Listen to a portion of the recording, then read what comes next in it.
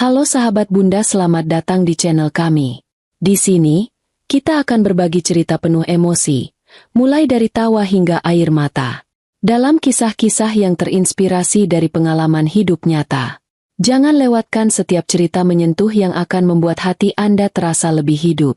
Yuk, tekan tombol like dan subscribe sekarang juga. Saya doakan buat sahabat Bunda yang sudah like dan subscribe, semoga selalu dilancarkan rezeki dan segala urusannya, amin ya robbal alamin. Mari kita mulai perjalanan penuh makna ini bersama. Selamat menikmati kisah-kisah yang kami sajikan.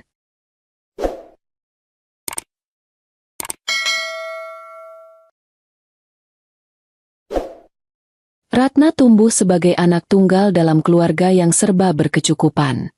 Ayahnya adalah seorang pengusaha tekstil sukses, sementara ibunya menjalankan sebuah butik ternama yang terkenal dengan koleksi gaun eksklusifnya. Sebagai anak kesayangan, Ratna tak pernah merasa kekurangan, baik materi maupun kasih sayang. Rumah besar tempat ia tinggal dipenuhi canda tawa dan kehangatan keluarga. Namun, kebahagiaan itu musnah ketika ia menginjak usia 20 tahun. Pada suatu malam yang dingin di bulan November, kecelakaan mobil tragis merenggut nyawa kedua orang tuanya. Ratna yang baru saja menyelesaikan kuliahnya harus menerima kenyataan pahit bahwa ia kini seorang yatim piatu. Kepergian mereka meninggalkan luka mendalam yang tak mudah sembuh. Rumah besar yang dulu penuh gelak tawa kini terasa kosong dan sunyi. Meski demikian, Ratna tetap tegar. Ia mengambil alih perusahaan tekstil ayahnya, belajar mengelola bisnis dengan bimbingan para manajer yang setia. Dalam waktu 2 tahun, ia berhasil mempertahankan bahkan meningkatkan kinerja perusahaan. Warisan yang ditinggalkan orang tuanya memberinya kenyamanan finansial, tetapi jauh di dalam hatinya, Ratna merindukan kehangatan keluarga yang hilang. Di tengah kesibukan menjalani hidupnya, Ratna tak sengaja bertemu Adrian di sebuah acara amal. Adrian, seorang pria sederhana dengan senyum menawan, tampak begitu ramah dan rendah hati. Ia bekerja sebagai pegawai bank yang bertanggung jawab atas salah satu proyek pendanaan acara tersebut. Pertemuan mereka berlangsung singkat, tetapi cukup berkesan bagi Ratna. Adrian mulai mendekati Ratna dengan cara yang perlahan tapi pasti. Ia sering mengirim pesan singkat untuk menanyakan kabar atau mengajaknya berdiskusi tentang acara amal yang mereka hadiri.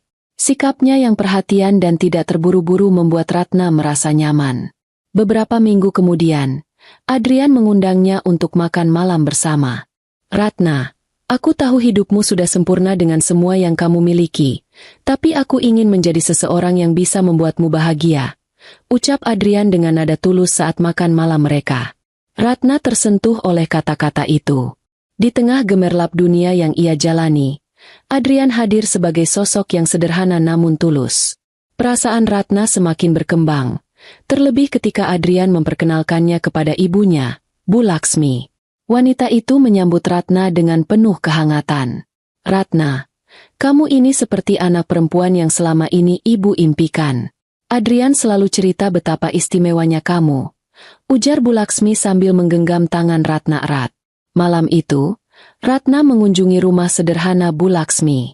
Meski jauh dari kemewahan yang biasa ia temui, suasana rumah itu terasa begitu hangat. Bu Laksmi memasak sendiri makan malam mereka. Menu sederhana seperti sayur lodeh, ikan goreng, dan sambal terasi. Ibu yakin Adrian adalah pria yang tepat untuk kamu. Nak, dia selalu berusaha jadi yang terbaik, ujar Bu Laksmi sambil menatap anaknya dengan bangga. Ratna merasakan sesuatu yang selama ini hilang, kasih sayang seorang ibu. Kedekatan mereka terus berlanjut hingga akhirnya Adrian melamar Ratna dengan cara yang sederhana tetapi penuh makna. Di sebuah taman tempat mereka sering berjalan-jalan, Adrian mengeluarkan cincin emas kecil dari sakunya. Ratna, aku tidak punya banyak hal yang bisa kuberikan, tapi aku berjanji akan selalu mencintaimu dan melindungimu. Maukah kamu menikah denganku? Ucap Adrian dengan suara bergetar. Mata Ratna berkaca-kaca. Baginya, ketulusan Adrian jauh lebih berharga daripada segala kemewahan. Pernikahan mereka berlangsung sederhana, hanya dihadiri keluarga terdekat Adrian dan beberapa teman Ratna. Bu Laksmi tampak begitu bahagia melihat putranya menikahi wanita kaya raya seperti Ratna. Di hari itu, Ia tak henti-hentinya memeluk dan memuji menantunya. Ratna, sekarang kita keluarga. Jangan sungkan kalau butuh apa-apa. Ibu ada di sini untukmu, ujar Bu Laksmi sambil menggenggam tangan Ratna erat. Setelah menikah, Adrian pindah ke rumah besar Ratna. Awalnya, ia tampak canggung berada di tempat yang begitu megah, tetapi Ratna selalu berusaha membuatnya nyaman. Adrian sering membantu pekerjaan rumah, dari menyapu hingga memperbaiki hal-hal kecil yang rusak. Kita sekarang satu keluarga, jadi aku harus memastikan kamu merasa bahagia, kata Adrian suatu malam. Ratna merasa semakin yakin bahwa ia telah menemukan keluarga baru yang tulus dan penuh kasih sayang. Namun, tanpa disadari oleh Ratna, ada percakapan-percakapan rahasia yang terjadi di antara Adrian dan Bu Laksmi. Saat Ratna sedang sibuk di kantor atau tidur, mereka mulai menyusun rencana yang perlahan berjalan di balik layar. Setelah pernikahan, Ratna, Adrian, dan Bu Laksmi tinggal bersama di rumah besar yang diwariskan oleh orang tua Ratna. Rumah itu memiliki segala fasilitas yang memanjakan penghuninya. Taman yang luas dengan kolam renang, dapur modern yang lengkap, hingga ruang keluarga dengan perabotan mewah. Namun, Ratna tetap sederhana dalam kesehariannya. Menjaga rumah itu tetap terasa seperti rumah, bukan istana dingin yang tak berjiwa. Awalnya, kehidupan bertiga tampak harmonis. Adrian selalu menunjukkan perhatian kepada Ratna, sementara Bu Laksmi tampak seperti seorang ibu mertua yang ideal, penuh kasih sayang, selalu membantu, dan tidak pernah menyulitkan menantunya. Ibu, Ratna capek habis kerja. Biar aku saja yang masak malam ini, ujar Adrian suatu malam. Adrian sering memasak untuk mereka bertiga. Masakannya sederhana, seperti nasi goreng atau mie tumis, tetapi Ratna selalu merasa spesial karena usahanya. Ratna, kamu beruntung punya suami seperti Adrian, kata Bu Laksmi sambil tersenyum lebar. Dia itu sejak kecil memang perhatian sama orang lain. Kalau ada yang butuh bantuan, dia pasti turun tangan. Bu Laksmi juga sering ikut membantu pekerjaan rumah, meskipun Ratna sudah mempekerjakan seorang asisten. Ia sering mengatakan, "Ah, Ratna, aku tidak betah kalau hanya duduk-duduk. Biar aku bantu menyapu atau merapikan taman. Anggap saja ini olahraga buat ibu." Namun, ada hal-hal kecil yang mulai terasa aneh bagi Ratna. Misalnya, meski Adrian dan Bu Laksmi selalu terlihat sibuk membantu di rumah, Ratna sering mendapati mereka mengobrol pelan di sudut-sudut rumah. Saat Ratna mendekat, percakapan itu tiba-tiba terhenti. "Oh, tidak ada apa-apa, Nak. Kami cuma ngobrol biasa," kata Bu Laksmi sambil tersenyum lebar setiap kali Ratna bertanya. Kehidupan bertiga di rumah itu sebenarnya tidak terlalu sulit bagi Ratna. Adrian dan Bu Laksmi selalu memastikan semua berjalan lancar. Tapi lama-kelamaan, Ratna merasa mereka mulai terlalu nyaman mengandalkan fasilitas rumah. Misalnya, Bu Laksmi yang awalnya jarang menggunakan barang-barang pribadi Ratna, kini mulai meminjam pakaian mahal atau aksesori yang tersimpan rapi di lemari. "Ratna, kalung ini indah sekali. Boleh ibu pinjam untuk acara arisan minggu depan?" tanyanya suatu hari. Ratna, yang tidak ingin mengecewakan ibu mertuanya, mengangguk dan berkata, "Tentu saja, Bu. Ambil saja apa yang ibu butuhkan." Adrian pun tampak mulai memanfaatkan posisinya. Ia sering meminta Ratna untuk membelikan barang-barang yang sebenarnya tidak terlalu penting. "Sayang, aku lihat ada jam tangan keren di toko tadi. Aku pikir, kalau aku pakai itu untuk kerja, aku bisa lebih percaya diri di depan klien. Kamu setuju, kan?" Ratna selalu mengiyakan, meskipun ia mulai merasa permintaan Adrian dan ibunya semakin sering. Yang lebih mengganggu adalah kebiasaan Bu Laksmi memberi saran-saran tentang bagaimana Ratna harus mengelola keuangan rumah tangga. "Ratna, kamu itu harus lebih pintar mengelola uang. Jangan terlalu boros," ujar Bu Laksmi suatu malam. "Lihatlah Adrian, dia terbiasa hidup sederhana. Kamu jangan terlalu memanjakan dia." Ratna merasa ucapan itu aneh, mengingat Adrian justru sering meminta barang-barang mewah. Namun, ia tidak ingin memulai konflik, jadi ia hanya mengangguk dan tersenyum. Di balik semua itu, Adrian tetap menunjukkan sisi romantisnya.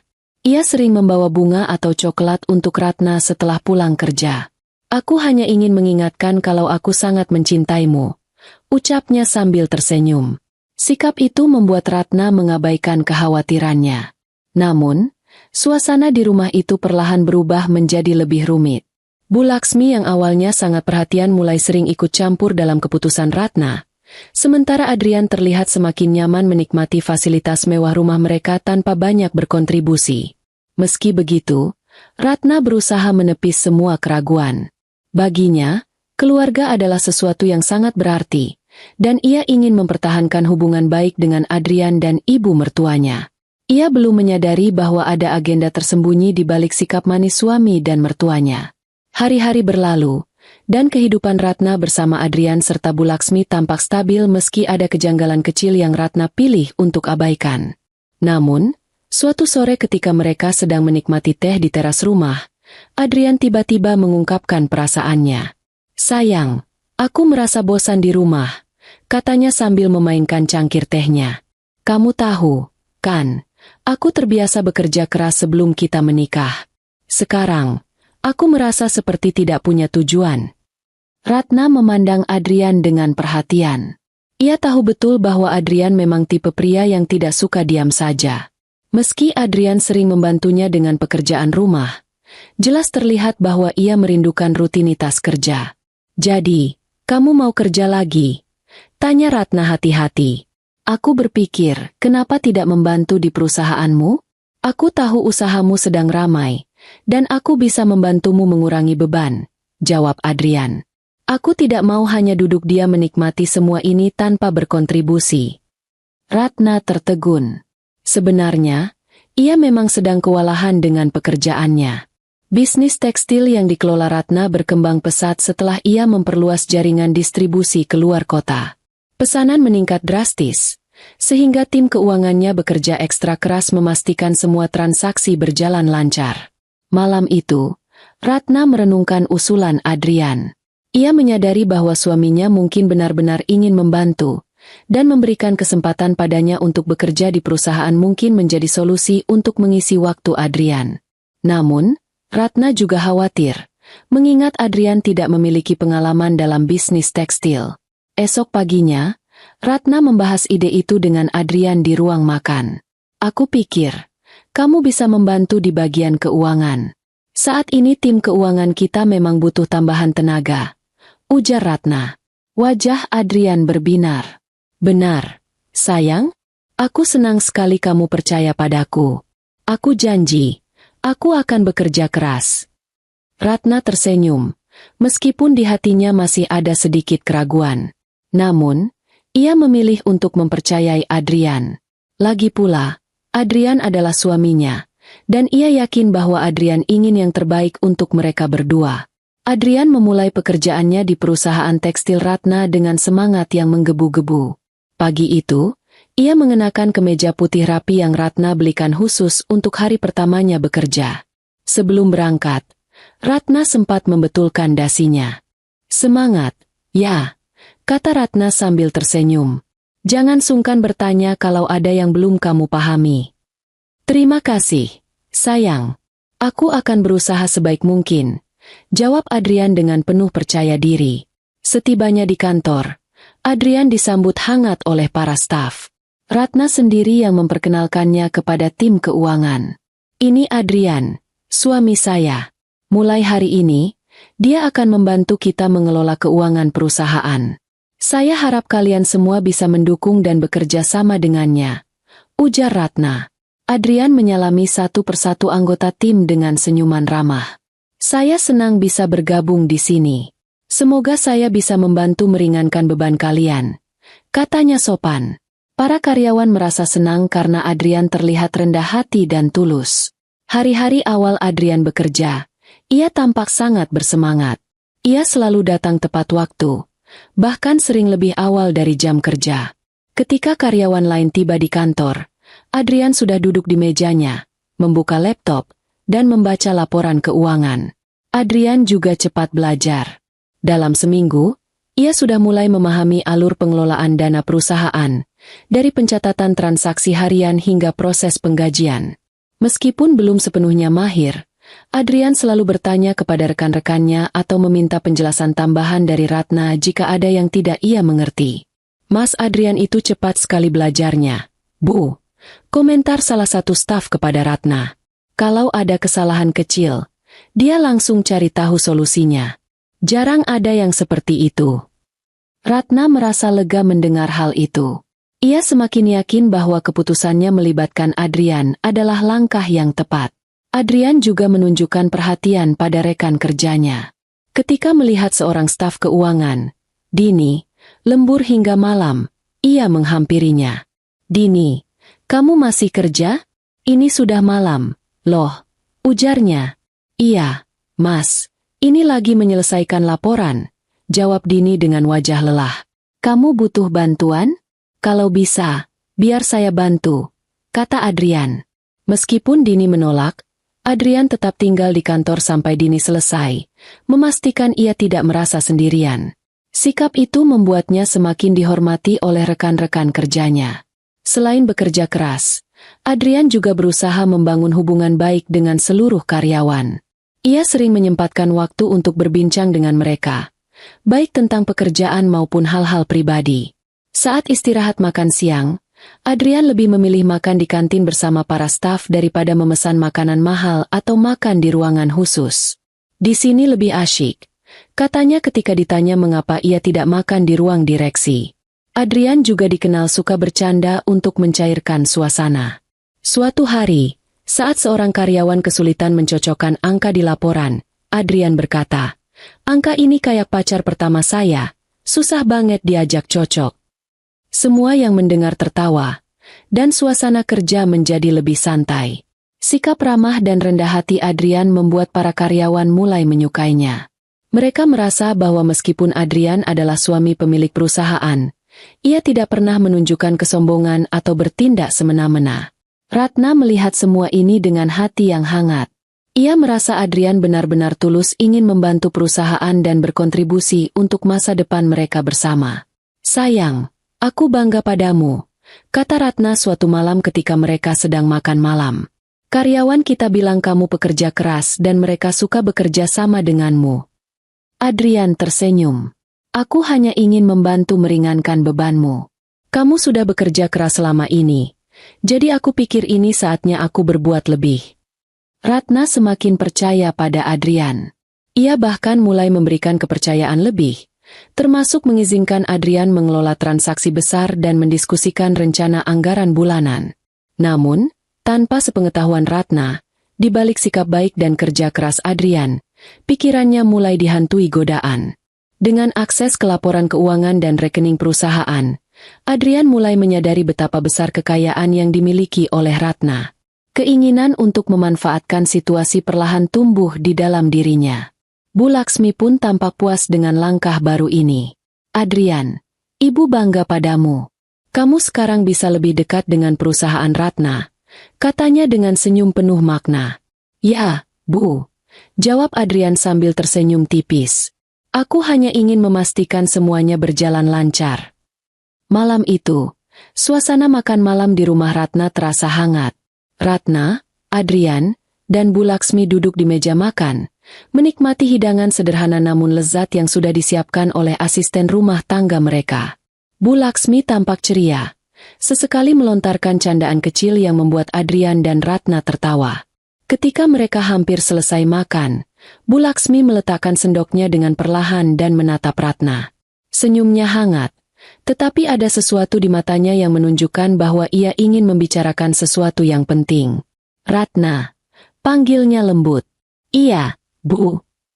Ratna menoleh, menatap mertuanya dengan penuh perhatian. "Ibu tahu, kamu sudah banyak sekali membantu keluarga ini. Kamu bekerja keras siang malam untuk memastikan semuanya berjalan lancar, termasuk kebutuhan ibu di rumah ini," ujar Bu Laksmi.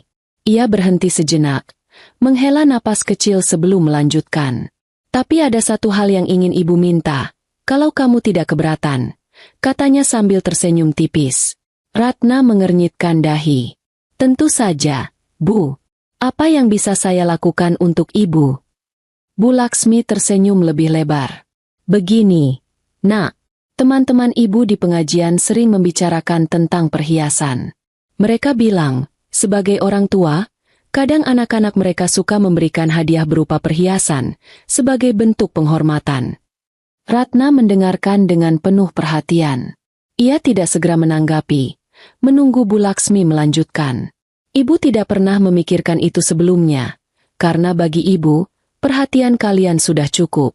Tapi melihat teman-teman ibu memakai gelang emas, cincin berlian, atau kalung yang indah, kadang ibu merasa sedikit iri.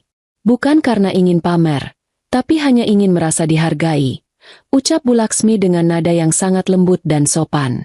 Adrian, yang sejak tadi diam, akhirnya angkat bicara. Sayang, ibu sudah banyak membantu kita di rumah. Kalau kamu setuju, aku rasa tidak ada salahnya memberikan ibu sesuatu. Hitung-hitung sebagai ucapan terima kasih karena sudah mengurus rumah selama kita bekerja. Ratna terdiam sejenak, merenung. Selama ini, ia memang belum pernah memberikan hadiah khusus untuk Bu Laksmi. Sebagian besar waktu dan perhatiannya tercurah pada pekerjaan, sehingga ia jarang memikirkan hal-hal semacam itu. Ratna mengangguk pelan. Ibu benar. Saya rasa ibu pantas mendapatkan itu. Saya akan membeli 1 set perhiasan untuk ibu. Mata Bu Laksmi berbinar. Benarkah, Nak? Terima kasih banyak. Ibu tidak tahu harus berkata apa. Kamu memang menantu yang sangat baik. Adrian tersenyum lebar. Terima kasih, sayang. Kamu memang luar biasa. Ratna hanya tersenyum tipis, merasa lega karena bisa membuat mertuanya senang. Namun, di hatinya, ia berharap bahwa keputusan ini benar-benar murni sebagai bentuk penghormatan, tanpa maksud lain.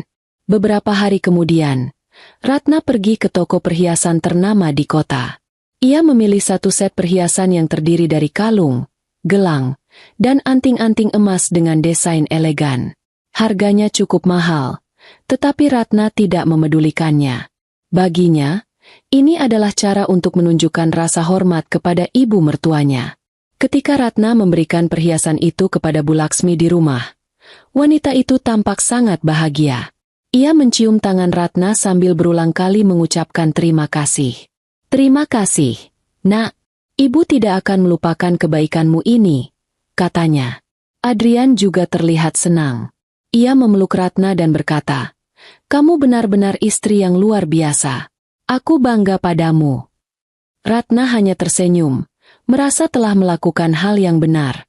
Beberapa bulan setelah Adrian diberikan tanggung jawab sebagai pengelola keuangan, Ratna merasa lega. Dengan kehadiran Adrian, ia bisa lebih fokus pada strategi bisnis tanpa terlalu memusingkan detail operasional sehari-hari.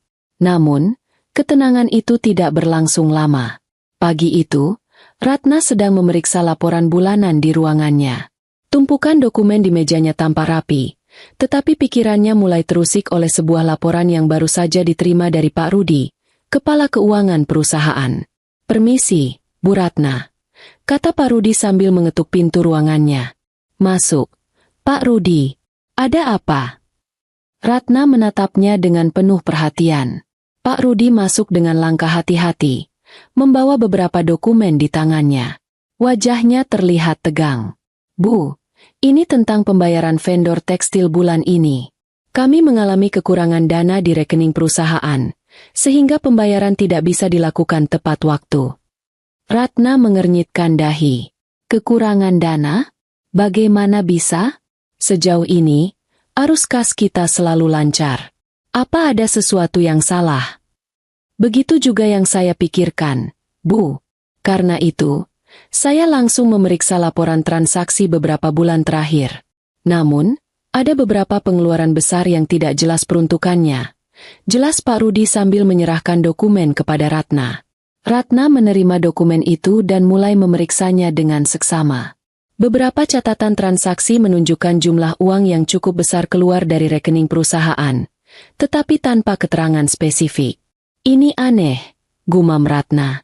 Siapa yang mengotorisasi pengeluaran ini? Pak Rudi tampak ragu sejenak.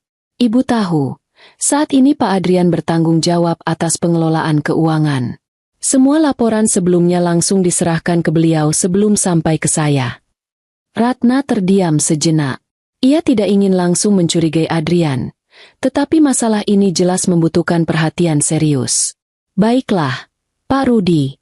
Untuk sementara, jangan beritahu siapapun tentang ini. Saya akan menyelidikinya lebih lanjut, kata Ratna dengan nada tegas. Malam itu, Ratna memutuskan untuk membicarakan masalah ini dengan Adrian. Setelah makan malam, ia memanggil suaminya ke ruang kerja mereka di rumah. Adrian, aku ingin membicarakan sesuatu, kata Ratna dengan nada lembut namun serius.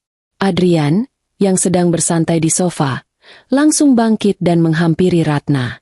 Ada apa, sayang? Kamu kelihatan tegang. Ratna menunjukkan beberapa dokumen yang dibawanya dari kantor. Ini tentang laporan keuangan perusahaan. Aku dengar dari Pak Rudi, ada kekurangan dana untuk membayar vendor. Dia bilang, ada beberapa pengeluaran besar yang tidak tercatat dengan jelas. Adrian tampak terkejut. Kekurangan dana? Tidak mungkin. Aku selalu memastikan laporan keuangan sesuai sebelum diajukan ke kamu. Lalu, bagaimana dengan transaksi ini? Ratna menunjuk beberapa catatan yang mencurigakan. Adrian mengambil dokumen itu dan memeriksanya. Wajahnya tampak bingung. Aku tidak ingat ada transaksi seperti ini. Mungkin staf keuangan salah input. Aku akan memeriksa ulang di kantor besok. Ratna mengangguk. Meskipun hatinya mulai merasa tidak tenang. Baiklah, tapi aku ingin semua ini jelas. Adrian, kita tidak bisa main-main dengan keuangan perusahaan. Adrian mengangguk. Tentu, sayang. Aku juga tidak ingin ini menjadi masalah besar. Ratna tidak puas hanya dengan jawaban Adrian. Keesokan harinya, ia memanggil Pak Rudi ke ruangannya dan meminta laporan transaksi detail untuk 3 bulan terakhir. Pak Rudi, saya ingin Anda melacak semua pengeluaran ini. Cari tahu siapa yang mengotorisasi dan kemana uang ini sebenarnya pergi, kata Ratna dengan tegas. Baik, Bu. Saya akan segera melakukannya, jawab Pak Rudi. Selain itu, Ratna juga mulai memeriksa ulang dokumen-dokumen yang selama ini diserahkan oleh Adrian. Ia mencatat setiap kejanggalan yang ditemukan, meskipun belum ada bukti yang mengarah langsung kepada suaminya. Di rumah, Adrian dan Bu Laksmi tetap menunjukkan sikap yang penuh perhatian kepada Ratna. Setiap malam, Adrian berusaha mendekati Ratna dengan perhatian ekstra. Sayang, kamu kelihatan lelah. Apa yang bisa aku bantu? Tanya Adrian sambil memijat bahu Ratna suatu malam. Ratna hanya tersenyum tipis. Aku baik-baik saja. Hanya sedikit pusing dengan masalah kantor. Bu Laksmi juga sering menghibur Ratna dengan candaan kecil. Nak Ratna, jangan terlalu keras pada diri sendiri. Kamu ini sudah bekerja keras untuk keluarga. Kalau ada masalah, Ibu yakin kamu bisa menyelesaikannya. Ratna tersenyum kecil, tetapi di dalam hatinya, ia tahu bahwa ada sesuatu yang tidak beres. Ia hanya belum tahu apa. Beberapa hari kemudian, masalah semakin bertambah. Vendor-vendor mulai mengeluhkan keterlambatan pembayaran, dan staf keuangan melaporkan bahwa saldo rekening perusahaan terus menurun. Ratna merasa tekanan semakin besar. Ia tahu bahwa ia harus segera menemukan akar masalah ini sebelum keadaan semakin memburuk. Malam itu, suasana rumah tampak tenang. Ratna baru saja selesai menyelesaikan pekerjaannya di ruang kerja. Ia merasa haus dan memutuskan untuk pergi ke dapur mengambil segelas air. Saat berjalan melewati ruang tengah, ia mendengar suara Adrian dan Bu Laksmi sedang berbicara pelan di dapur. Adrian, gimana ini? Dia sudah mulai mengejar-ngejar ibu, kata Bu Laksmi dengan nada cemas. Kita disuruh melunasi ini dalam waktu dekat. Kalau tidak, bisa berbahaya. Adrian terdengar menghela napas panjang. Iya, Bu. Sabar. Ya. Adrian juga sedang berusaha. Sedikit lagi semua akan menjadi milik kita, dan kita akan hidup bahagia tanpa harus pusing lagi. Ratna, yang baru sampai di depan dapur, mendengar kalimat terakhir Adrian. Meskipun ia tidak sepenuhnya menangkap percakapan mereka, kalimat itu membuatnya tertegun. Semua akan menjadi milik kita? Apa maksudnya? Pikir Ratna. Ratna mendorong pintu dapur dan masuk dengan langkah perlahan. Adrian dan Bu Laksmi tampak kaget melihatnya. Mereka berdua langsung saling pandang dengan ekspresi gugup. "Milik kita apanya, Mas?" tanya Ratna dengan nada heran sambil membuka kulkas untuk mengambil sebotol air. Adrian langsung tergagap. Bukan apa-apa, sayang. Cuma obrolan biasa aku sama ibu." "Biasa bagaimana? Aku dengar kamu bilang sedikit lagi semuanya akan jadi milik kita," desak Ratna sambil menuangkan air ke dalam gelas. Maksudku, ya soal rencana kita untuk liburan nanti, sayang. Aku dan ibu lagi mikirin gimana caranya kamu nggak terlalu capek kerja terus," jawab Adrian dengan senyum kaku. Ratna menatap Adrian dengan pandangan curiga. Jawaban itu terdengar aneh dan seperti dibuat-buat. Ia kemudian melirik Bu Laksmi, yang tampak sibuk pura-pura merapikan meja dapur. "Iya, Nak Ratna," timpal Bu Laksmi cepat, mencoba memperkuat alibi Adrian. "Kamu ini kerja terus, jadi kami mikir mau ajak kamu liburan nanti. Mumpung Adrian juga lagi semangat bantu di kantor, kan?" Ratna mengangguk sambil tersenyum. "Oh, begitu ya. Kalau memang begitu, terima kasih sudah perhatian. Nanti aku bantu rencanakan biar liburannya benar-benar menyenangkan." Adrian dan Bu Laksmi tampak lega mendengar jawaban Ratna. Mereka tersenyum lebar, seolah-olah beban di pundak mereka berkurang. Kembali ke kamar, Ratna duduk di tepi ranjang sambil memikirkan percakapan yang ia dengar tadi. Hati kecilnya mengatakan ada sesuatu yang disembunyikan oleh Adrian dan Bu Laksmi. Kalimat, "semua akan menjadi milik kita," terus terngiang di telinganya. Apa maksudnya? Apa yang sedang mereka rencanakan? Gumamnya. Namun, Ratna mencoba menenangkan diri. Ia tidak ingin langsung berpikir buruk tanpa bukti. Pagi itu, Ratna terbangun dengan rasa tubuh yang lemas dan pusing. Sejak kemarin malam, ia merasa tidak enak badan. Mungkin hanya kelelahan setelah sepekan penuh mengurus pekerjaan dan urusan rumah. Sesekali ia merasakan perutnya mual, dan kepalanya terasa berat. Dengan langkah lesu, Ratna memutuskan untuk tidak pergi ke kantor hari itu dan memilih beristirahat di rumah. Adrian, yang sudah bersiap-siap untuk berangkat kerja, melihat istrinya terkulai lemah di tempat tidur. "Sayang, kamu kelihatan gak enak badan. Kalau bisa, istirahat di rumah saja, biar cepat sembuh. Aku ambilkan obat," katanya, terdengar penuh perhatian. Ratna tersenyum lemah, merasa hangat dengan perhatian suaminya. "Terima kasih, Mas. Aku akan coba tidur sebentar, semoga nanti baikan," jawabnya dengan suara serak. Setelah itu, Adrian pergi menuju kamar mandi untuk mengambilkan obat dan menyarankan Ratna untuk tidur lebih lama. Sementara itu, Bu Laksmi, ibu mertua Ratna, tampak sedang sibuk mempersiapkan diri untuk pergi ke pasar. Ratna merasa lega karena suasana rumah tenang dan bisa beristirahat sejenak. Ratna merebahkan diri di tempat tidur, menutup mata untuk sedikit beristirahat. Namun, ketenangannya terganggu oleh suara ketukan pintu yang cukup keras. Ia mendongak dari tempat tidur dan melihat jam dinding yang menunjukkan pukul 10 pagi. "Siapa ya?" pikirnya, sedikit bingung. Setelah beberapa detik, Ratna bangkit dari tempat tidur dengan langkah gontai. Dengan hati yang sedikit cemas, ia membuka pintu. Di depan pintu, berdiri dua pria besar dengan tubuh kekar. Salah satu dari mereka mengenakan jaket kulit hitam, sementara yang lainnya mengenakan kaos dan celana jeans. Mereka tampak biasa, tapi ada sesuatu dalam ekspresi mereka yang membuat Ratna merasa tidak nyaman. "Permisi, Nona, apakah ini rumahnya Adrian?" tanya pria yang mengenakan jaket kulit dengan suara berat dan tegas. Ratna mengangguk pelan, sedikit ragu. "Iya, ini rumah Adrian. Ada yang bisa saya bantu?" tanyanya, berusaha menjaga ketenangannya. Keduanya saling berpandangan sejenak sebelum pria yang mengenakan kaos menjawab, "Kami datang untuk menagih utang-utang Adrian dan ibunya." Ratna terkejut mendengarnya. "Utang? Maksudnya apa, Pak?" "Saya tidak tahu apa-apa tentang itu," jawabnya dengan suara bergetar. Pria bertubuh besar yang mengenakan jaket kulit mengeluarkan selembar dokumen dari dalam tasnya dan memberikannya pada Ratna. Ini bukti-bukti bahwa Adrian dan ibunya belum melunasi sejumlah utang yang mereka pinjam. Sudah jatuh tempo beberapa bulan yang lalu, dan kami di sini untuk menagih. Dokumen itu tampak resmi, dan banyak angka-angka yang tidak dikenalnya. Nama Adrian dan Bu Laksmi tercantum di sana dengan jelas. Tunggu, saya harus memeriksa ini lebih dulu, kata Ratna, mencoba mengendalikan diri agar tidak panik.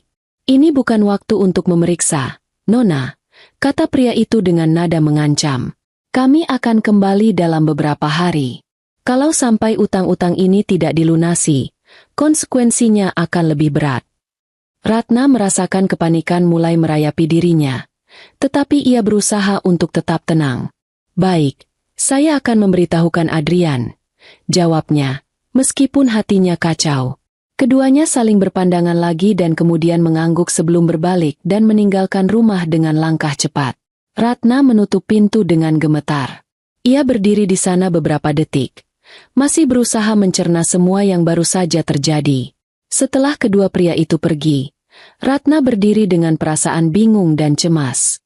Ia berusaha untuk tidak langsung panik, tapi informasi yang baru saja diterimanya terlalu mengejutkan. Adrian dan Bu Laksmi punya utang yang belum dibayar, dan bahkan ada ancaman yang cukup serius jika utang itu tidak segera dilunasi. Ratna memutuskan untuk tidak memberitahukan Adrian dan Bu Laksmi terlebih dahulu. Ia merasa lebih baik untuk mengumpulkan bukti-bukti terlebih dahulu, baru kemudian menyampaikan semua yang terjadi dengan bukti yang jelas. Ia tahu, tanpa bukti yang kuat, penjelasan apapun dari mereka hanya akan dianggapnya sebagai pembelaan belaka. Ratna berjalan menuju ruang tamu dan mengambil dokumen yang tadi diberikan oleh preman tersebut. Ia membukanya perlahan dan mulai membaca isi dari surat-surat tersebut. Beberapa dokumen berisi rincian utang yang tampaknya sudah jatuh tempo sejak beberapa bulan lalu. Tanggal-tanggal, jumlah uang, dan bahkan tanda tangan Adrian dan Bu Laksmi tertera di situ. Apa ini? Kenapa mereka tidak pernah bilang tentang ini? Ratna bertanya dalam hati. Ia merasa benar-benar terkejut mengetahui adanya masalah keuangan yang begitu besar yang disembunyikan darinya. Ia memutuskan untuk menyembunyikan dokumen itu di tempat yang aman dan jauh dari pandangan siapapun. Aku harus tahu lebih banyak. Aku akan mencari tahu seberapa besar masalah ini, pikir Ratna. Pagi itu, Ratna bangun dengan perasaan tak tenang. Sejak kunjungan para penagih utang, pikirannya dipenuhi pertanyaan-pertanyaan yang tak terjawab. Ditambah lagi, dokumen yang ia temukan memberikan petunjuk bahwa ada sesuatu yang lebih besar sedang terjadi. Ratna merasa waktunya sudah tiba untuk menyelidiki semuanya dengan lebih serius. Di kantor, ia memanggil Pak Rudi, kepala bagian keuangan yang sudah bekerja dengannya selama bertahun-tahun. Pak Rudi dikenal sebagai orang yang sangat teliti dan loyal kepada perusahaan, sehingga Ratna merasa yakin untuk melibatkan beliau dalam penyelidikan ini. Pak Rudi, saya butuh bantuan Anda untuk melakukan audit mendalam terhadap rekening semua karyawan, terutama bagian manajemen, kata Ratna dengan nada serius. Pak Rudi mengerutkan dahi, sedikit bingung. Apa ada masalah besar, Bu Ratna? Tanyanya. Ratna mengangguk, ragu untuk membuka semuanya. Sepertinya ada sesuatu yang mencurigakan. Saya ingin memastikan bahwa tidak ada yang menyalahgunakan keuangan perusahaan. Tolong lakukan secara rahasia. Jangan sampai ada yang tahu. Pak Rudi, meskipun penasaran, langsung setuju. Baik, Bu. Saya akan segera memulai prosesnya. Mohon beri saya waktu beberapa hari. Beberapa hari kemudian, Pak Rudi kembali menemui Ratna dengan membawa sebuah folder berisi laporan hasil audit. Wajahnya terlihat serius, seperti ada sesuatu yang mendesak untuk disampaikan. Bu Ratna, saya sudah selesai melakukan audit terhadap rekening karyawan, sesuai permintaan Ibu, katanya, menyerahkan folder tersebut kepada Ratna. Ratna membuka folder itu dengan tangan gemetar. Matanya segera tertuju pada beberapa halaman yang menunjukkan ringkasan transaksi mencurigakan dari salah satu rekening. Nama pemilik rekening itu membuatnya terkejut sekaligus kecewa. Ini rekening Adrian, tanya Ratna, memastikan. Pak Rudi mengangguk pelan. Benar, Bu, berdasarkan hasil audit, ada sejumlah uang yang keluar dari rekening perusahaan, tetapi tidak tercatat dalam laporan resmi. Uang itu mengalir ke rekening Adrian secara rutin dalam jumlah yang cukup besar. Selain itu, saya juga menemukan pengeluaran yang tampaknya digunakan untuk membayar pihak luar, tapi tujuannya tidak jelas. Ratna terdiam, menatap angka-angka di laporan itu. Ada ratusan juta rupiah yang telah keluar dari rekening perusahaan, dan semuanya mengarah pada suaminya. Pak Rudi, apakah Anda yakin data ini valid? Tanyanya, meskipun dalam hati ia sudah tahu jawabannya. Saya sudah memeriksa semuanya berulang kali, Bu. Tidak ada kesalahan dalam laporan ini. Jawab Pak Rudi tegas. Ratna menelan ludah, berusaha meredam emosinya yang memuncak. Ia merasa seperti dikhianati oleh orang yang seharusnya menjadi pelindungnya. Pak Rudi, tolong simpan laporan ini baik-baik. Jangan sampai ada yang tahu tentang temuan ini untuk sementara waktu, ujar Ratna dengan suara yang bergetar. Pak Rudi mengangguk. Baik, Bu. Kalau ada yang perlu saya lakukan lagi, Ibu bisa langsung beritahu saya. Setelah Pak Rudi pergi, Ratna duduk sendirian di ruang kerjanya. Dokumen hasil audit tergeletak di meja, seolah mengejek kepercayaannya yang selama ini ia berikan sepenuhnya kepada Adrian. Jadi selama ini, semua perhatian dan kepeduliannya hanya pura-pura. Pikir Ratna, mencoba mencerna semua informasi yang baru saja ia terima. Ia teringat saat-saat Adrian dan ibunya mulai memohon untuk diberi kepercayaan di perusahaan. Semua tindakan mereka yang manis dan penuh perhatian tampaknya hanyalah kedok untuk menyembunyikan niat mereka yang sebenarnya. Namun, Ratna tahu ia tidak bisa bertindak gegabah. Ia harus menyusun rencana matang untuk mengungkap semuanya, termasuk mencari tahu apakah ada pihak lain yang terlibat. Dengan tekad yang semakin kuat, Ratna merencanakan langkah berikutnya. Aku tidak akan membiarkan mereka menghancurkan apa yang sudah aku bangun dengan susah payah, bisiknya dalam hati. Malam itu, Ratna pulang lebih awal dari biasanya. Dengan beban pikiran yang terus menghantui, ia ingin beristirahat dan menenangkan diri di rumah. Namun, langkah kakinya terhenti saat ia mendekati ruang keluarga. Suara Bu Laksmi dan Adrian terdengar dari arah dapur. Tanpa sengaja, Ratna mendengar percakapan mereka. Suaranya rendah, tetapi cukup jelas bagi Ratna yang berdiri di balik pintu. Adrian, kamu ini kenapa lambat sekali? Sudah berbulan-bulan kita tinggal di sini, tapi hasilnya nol besar. Gerutu Bu Laksmi dengan nada kesal. Bu, saya sudah bilang, keadaan di kantor lagi kacau. Kalau saya bergerak sekarang, Ratna pasti curiga. Jawab Adrian dengan suara lelah. Curiga bagaimana? Kamu kan suaminya. Seharusnya dia percaya penuh sama kamu. Ayo, Adrian. Jangan buang-buang waktu lagi. Ambil semua harta dia sebelum semuanya terlambat. Desak Bu Laksmi, semakin berapi-api. Adrian menghela napas panjang. Bu, sabar sedikit. Saya juga tidak mau semuanya gagal gara-gara gegabah. Sekarang saja Ratna mulai curiga. Kalau kita terlalu terburu-buru, dia pasti akan lebih waspada. Ratna berdiri mematung. Dadanya terasa sesak mendengar percakapan itu. Semua yang ia takutkan selama ini ternyata benar. Adrian, suaminya, dan Bu Laksmi, ibu mertuanya, telah bersekongkol untuk mengambil seluruh hartanya. Setelah mendengar percakapan itu, Ratna segera kembali ke kamarnya. Tangannya gemetar, tetapi ia mencoba untuk tetap tenang. Ia tahu bahwa ini adalah momen penting. Dengan bukti-bukti yang sudah ia kumpulkan dan percakapan yang baru saja ia dengar, Ratna merasa waktunya telah tiba untuk bertindak. Aku tidak bisa membiarkan mereka terus menipu dan menghancurkan hidupku, pikirnya dengan tekad bulat. Ratna segera menghubungi Pak Rudi melalui pesan singkat. Pak Rudi, besok pagi tolong temui saya di rumah. Ada sesuatu yang sangat penting untuk dibahas. Selain itu, Ratna juga mulai menyusun rencana untuk mengamankan aset-asetnya.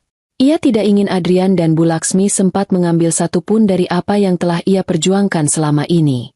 Keesokan paginya, Pak Rudi datang ke rumah Ratna sesuai permintaan.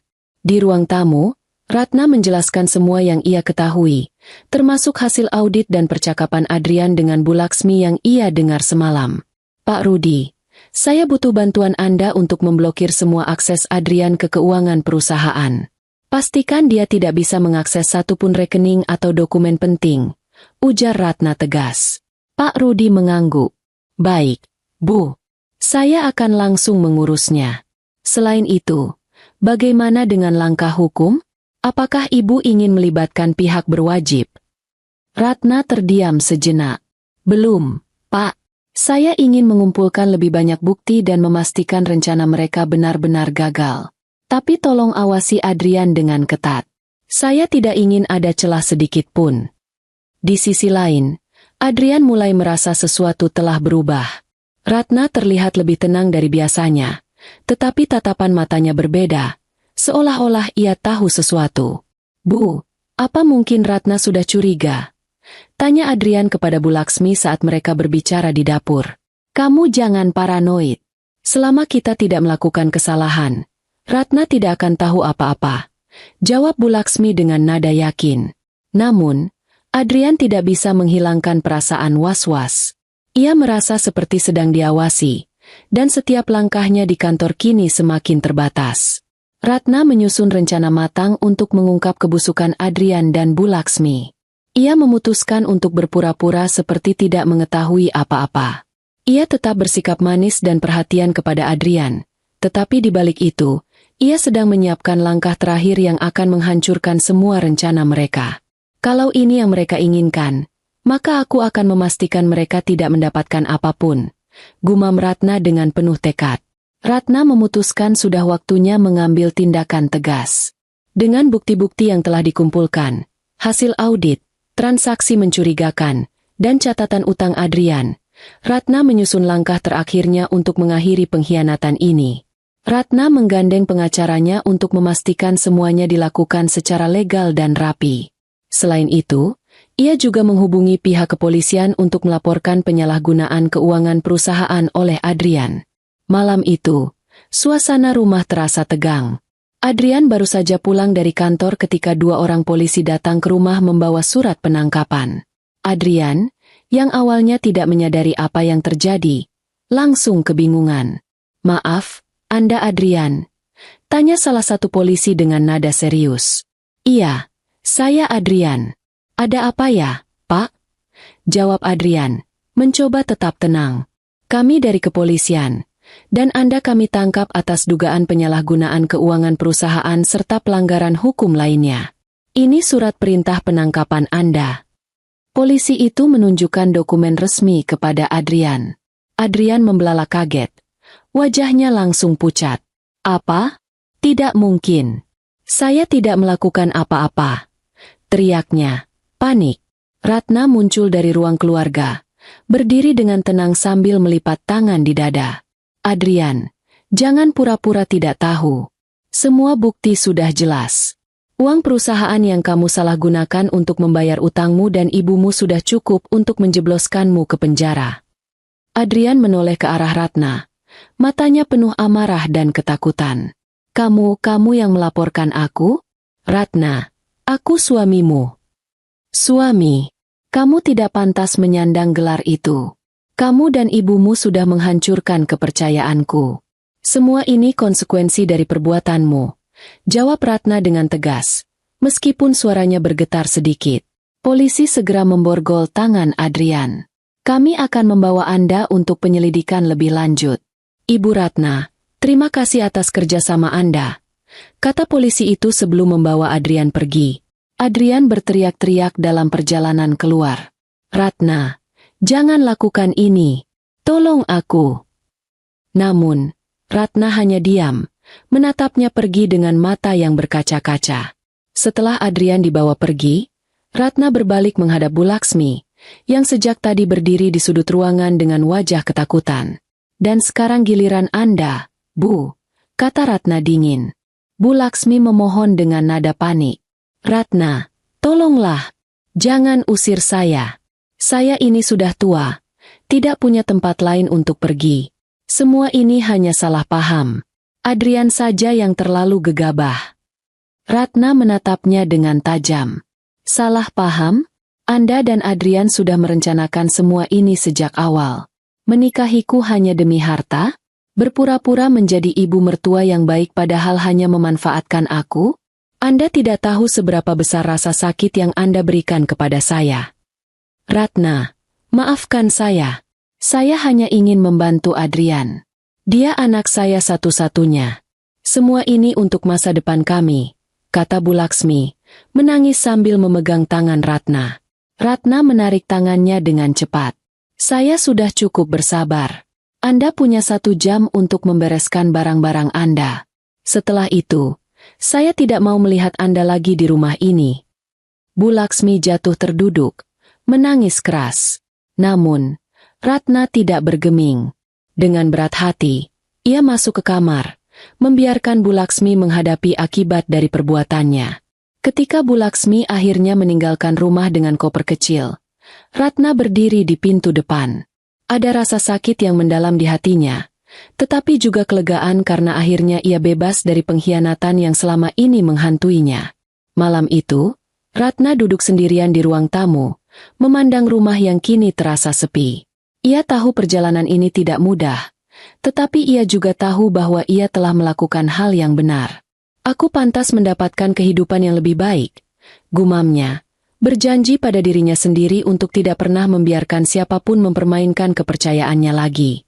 Setelah menghadapi pengkhianatan dari suami dan ibu mertuanya, Ratna memilih untuk fokus membangun kembali hidupnya. Meski luka di hatinya masih membekas, ia tahu dirinya harus bangkit demi masa depan. Ratna memutuskan untuk memberikan seluruh energi dan pikirannya pada perusahaan tekstil yang ia cintai. Langkah pertama yang diambil Ratna adalah merapikan kembali manajemen perusahaan.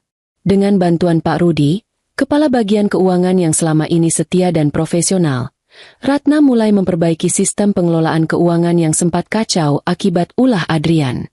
Ratna juga merekrut auditor independen untuk mengevaluasi seluruh proses operasional perusahaan, memastikan tidak ada lagi celah untuk korupsi atau penyimpangan lainnya. Hasil audit menunjukkan banyak kelemahan di manajemen sebelumnya, yang segera diperbaiki dengan langkah-langkah strategis. Perusahaan perlahan kembali stabil. Vendor-vendor yang sempat dirugikan akhirnya kembali percaya pada Ratna setelah ia melunasi semua utang perusahaan.